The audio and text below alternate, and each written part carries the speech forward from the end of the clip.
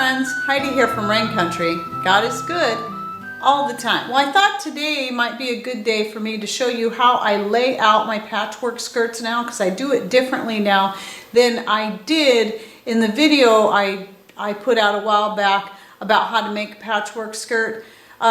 Pretty much everything else about is the same, but how I lay out the fabrics to get them so they don't overlap each other is different. It's a little more time involved, and it also requires a lot more space.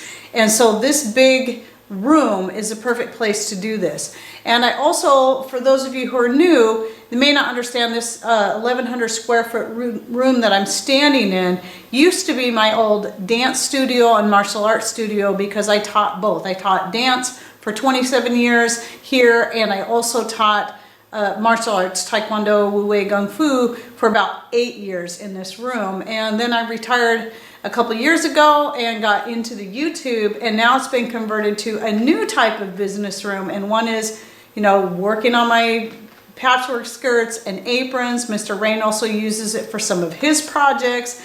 It also becomes a video studio for certain videos that we shoot. It's probably more of a workspace now than it was when I was teaching classes 5 days a week in it. So let me get started on showing you how I'm doing my skirts. All right, so right here you can see I've started laying out this is the fourth tier you see right here. Right here is the third tier. And then right here, hanging on the back of these two chairs, is the first two tiers of this skirt. So what I do is I lay out the first three tiers at the same time. So I'll do really space out the first tier, and then I lay out the second tier on that, and then the way you see this kind of bunched up like this is how I do the third tier. Then I will sew together the first tier and then the second tier, and then put those two together, and I drape them over the chairs like that, so I kind of have a reference point to look at. And then I lay the third tier. You can see how long this is just the third tier. Keep in mind the fourth tier of the skirt is twice as long as this. That's very long. So that's 24 squares right there. And so I'll lay it out like this. I always start from the same side. And I keep my squares in little piles like this, and then I eyeball it. So before, the way I used to do it is I always followed the same pattern of 6 or 5 or whatever it was, how my pattern was, and just keep repeating it, which by doing that would cause sometimes, like maybe this orange would overlap with that, or the print would overlap with the same print, and I didn't like that, but I couldn't find the best way to do it. This way means I have to get away from sticking to a strict pattern. So you can see these two oranges are a little closer together than I would like them. However, in the overall design of the skirt, there's none of this orange right here.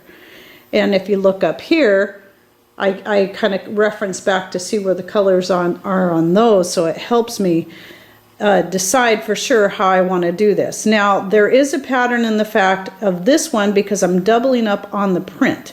So the print is always going to be like this, and there's always going to be two solids between each print. And it just depends on the skirt I'm doing, and if I'm doubling up on the prints, it's going to be different for each skirt. It depends on how many colors, how many fabrics I'm using in the skirt. In this one, I'm only using 5 fabrics. So the print is the one I get doubled up on because I think it's the one that needs to be seen the most, where the solid colors can just be spread out. So you can see here, I started with this kind of dark orange and then yellow, and then yellow and then orange and then gold. But then here it changes because it goes dark yellow, then orange, and then yellow and gold. And then it changes yet again as it goes along. And I'm still not done, but I just thought I'd kind of show you the start of the process. So the next color I'm going to use is the dark orange. And besides, I've got a lot of space between that. So it takes a lot of looking and planning, and as I go along, sometimes I'll go back and say, you know what, I'm going to switch these two colors up, and it takes me a lot longer to lay out a skirt this way. However, I think the end design just turns out a lot nicer. And because I have to use so much floor space, I have to do it on the floor. I do sweep the floor every time before I do this. However, I also make sure once I've got the skirt all sewn together and I don't need to lay it out on the floor again, that is when I wash it. So, and you can see over here on these chairs, I have two other skirts. This is one I'm making just to put directly up on the store, and then this is another one I'm making as a special order, but that blue fabric right there I'm focusing in on, I ran out of, so I'm waiting for it to come in. It's supposed to be in today, and then I'll be able to finish her skirt. So then going over here on this table is where this is that skirt I got to finish out. I have the third tier done, and then all the squares to lay out are there. And then here's the other thing I do is I always put a clothespin at the end that's going to lay to the left side. So you can see over there, there's a clothespin.